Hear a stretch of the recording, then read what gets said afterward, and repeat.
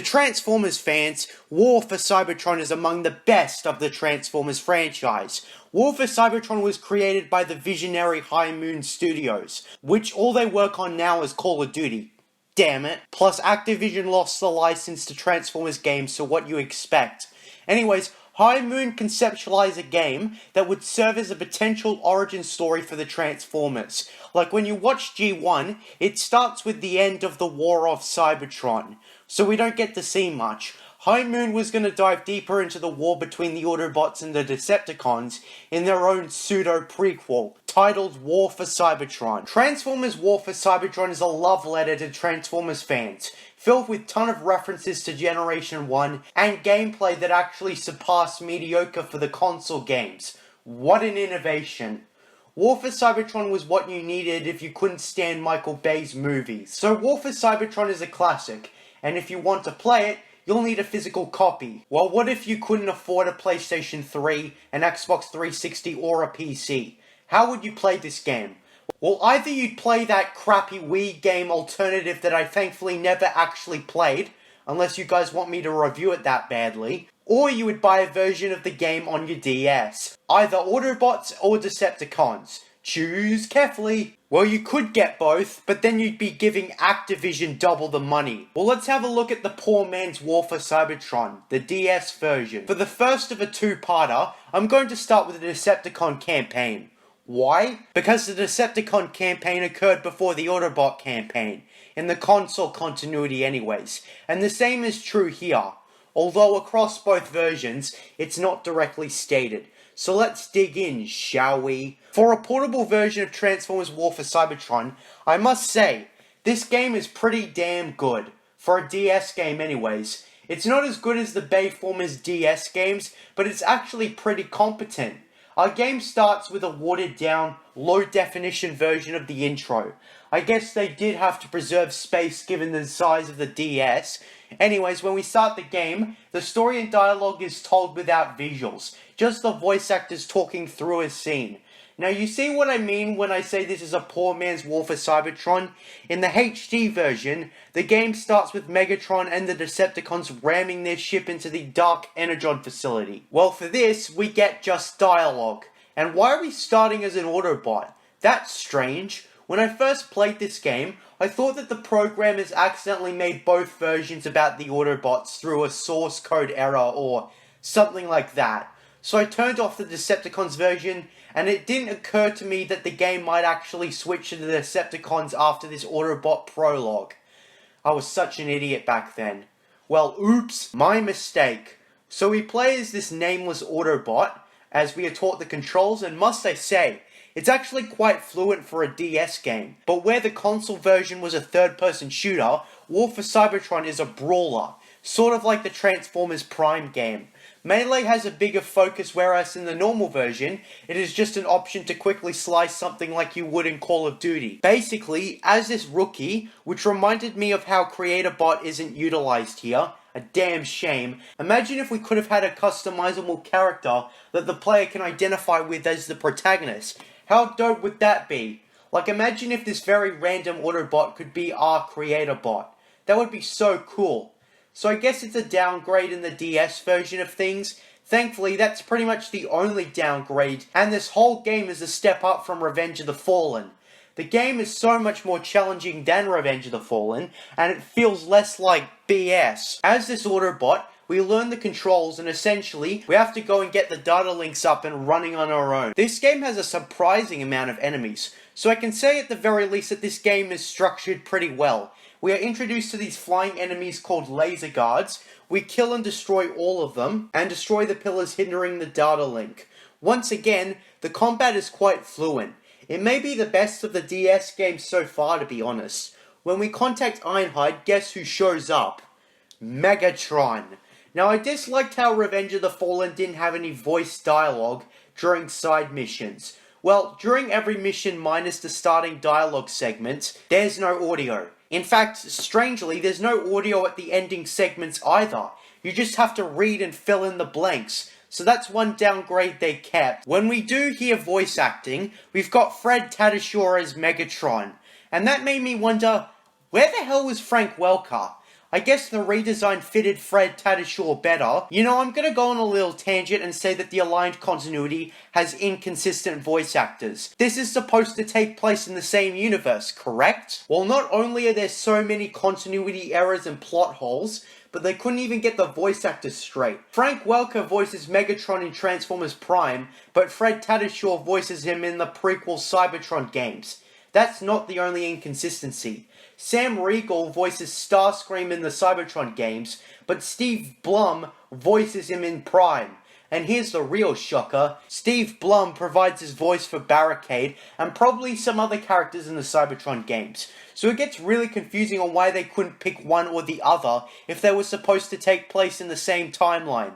I'm far from done. Nolan North voices Brawl and Cliffjumper in the Cybertron games, but the thing is, he voices a completely different character in Prime, that being Smokescreen. But Cliffjumper briefly appears in Prime, voiced by The Rock. Jesus Christ.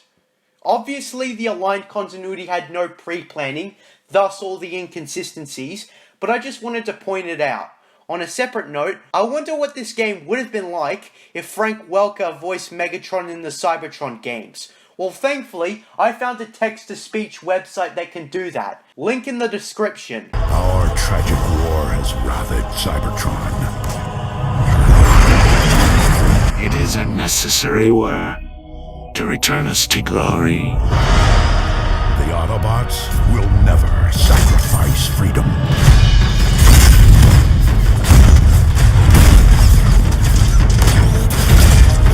The Decepticons will bring this world to order. Our defeat would mean the end of everything. My victory will mark a brilliant new beginning.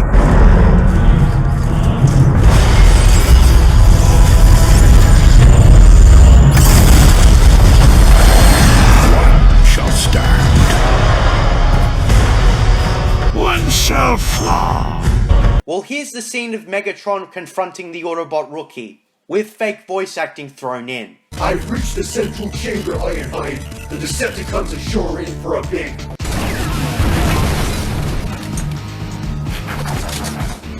surprise. Ah! You're not getting away with this, Megatron. I don't know who put it in your head that you actually matter, Autobot, but your story ends here.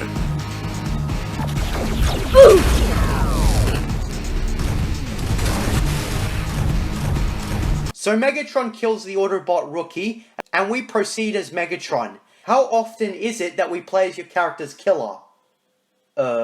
Anyways, we play as the glorious Cybertronian gladiator turned tyrannical warmongering dictator, Megatron. And Megatron as a starting character is so good.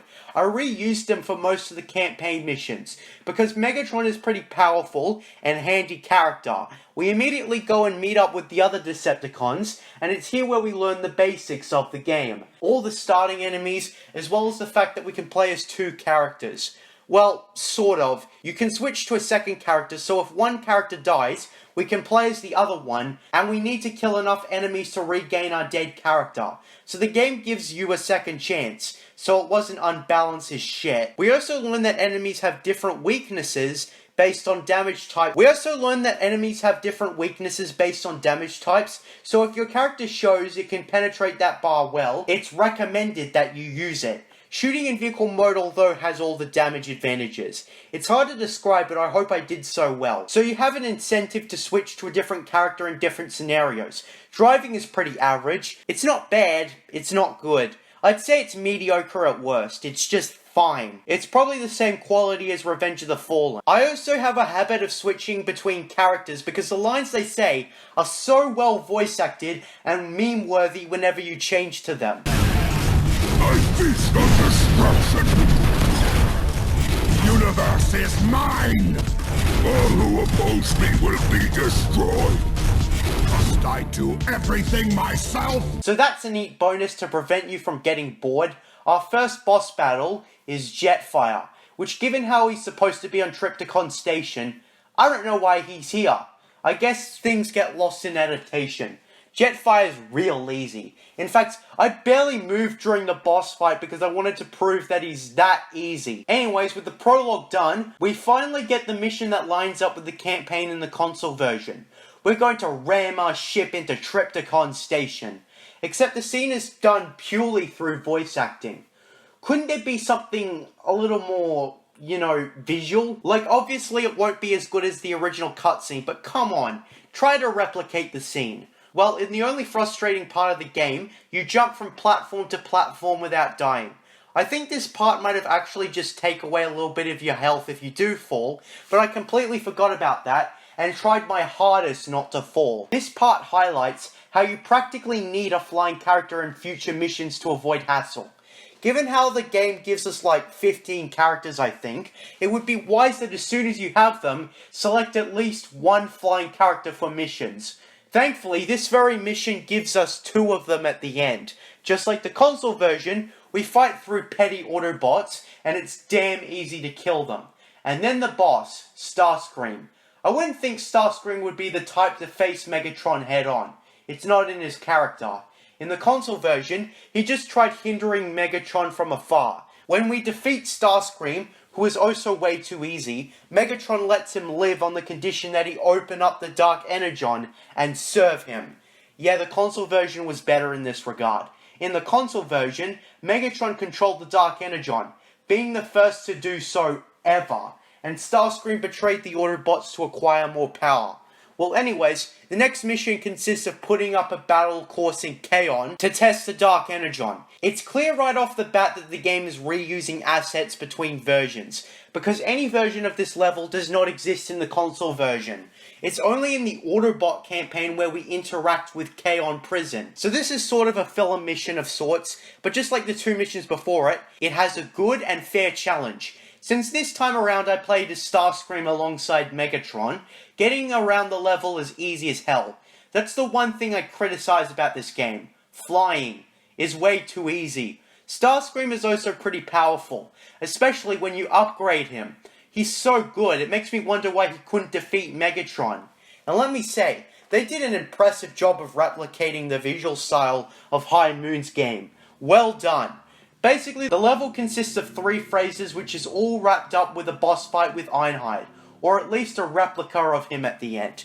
So this game is pretty damn good. Then in Mission 4, we have to reactivate the Energon Bridge. I chose Skywarp as the second character this time, because this mission in the console version would be a co-op mission between Starscream, Skywarp, and Thundercracker. In fact, this whole game faithfully recreates stuff from the original game in DS form. It's a surprisingly faithful adaptation of High Moon's game, and a perfect alternative if you couldn't afford the console version. There's not really much more I can say about this game. It's an immediate improvement over Revenge of the Fallen. Features way more playable characters, is fun to play, the gameplay is both fluent and responsive, there's not much bad to say about it. We basically do everything else we did in the Decepticon campaign in the console version. We defeat Zeta Prime, and then we get a boss with Omega Supreme. The final 2 bosses are hard sons of bitches. The first is Jetfire, who we already defeated in the first level. This guy is tough because he'll drain your health chasing him, and if you survive that, the boss battle begins and you're at a disadvantage for all the damage you took. Still, it never felt unfair because he has a clear strategy and pattern.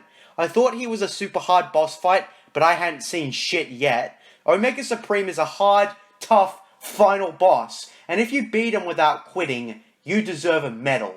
Like Jetfire, he has a predictable strategy except he has way more health and does a lot more damage. Seriously, some of his attacks are one-hit kills or at the very least nearing it.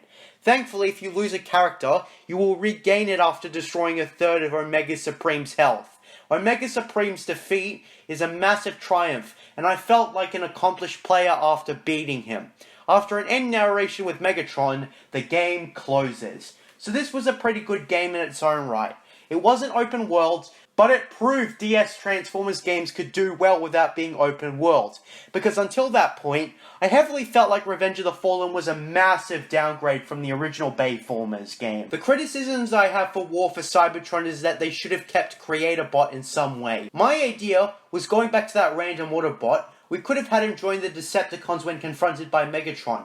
whereas in the Autobot version, he would stay loyal. Like, imagine having a proper protagonist. Like, sure, Megatron is sort of the protagonist in this game, but imagine how much the game could have been better if we customized our own Transformer. Hell, the console version had creator bots in the multiplayer. Why couldn't we have that in this game? The random Autobot just dies, and I think it's a massive missed opportunity. I did mention before that the level design is sort of screwed when you've got a flying character, but to be fair, I don't know what more they could have done, because sometimes, depending on the area, a flying character is a get-out-of-jail-free card. I also would have liked something a little more visual in the opening dialogue sequences, and also closing ones. Whether it's artwork or the scene playing out on DS hardware, I would have liked more. Plus, I would like the dialogue audio in every instance. That would be great. A praise I have for this game is giving us access to missions from the Autobot version. So it's actually quite generous in the content, but on the game maker's side, it makes it less practical to buy the Autobots version. So that wasn't a very smart implementation from a business standpoint. At least you're not stuck with playing as one faction in the multiplayer. From what I remember, the multiplayer is great. Fun as hell to compete against friends. One thing I wondered is, given the character system, maybe they could have been campaign co-op, which is ambitious I know, but it's plausible. Overall, rock solid job of making this game fun and fair. In fact, gameplay wise, it is actually fairer than the console version. Where the console version has a lot of BS moments, this game doesn't have any of that. The console version is way better. I'm just saying that the DS port has one advantage. I know I didn't tackle the Autobots version or challenges, but we'll get to that in the next video. I think I've spoken enough. I give War for Cybertron Decepticons a 9 out of 10. In DS terms, it's probably no masterpiece, but it's certainly a solid game and adaptation. At best, Transformers games are mostly mediocre, but High Moon and Vicarious Visions did make something special. See you in the Autobots version. Before I close this video, I want to point out that I have my own YouTube channel, where I talk heavily about Star Wars. If you're interested in that, go check out the link in the description. I'm JJ Plagiarisms, and until next time, what are stories but mystery boxes?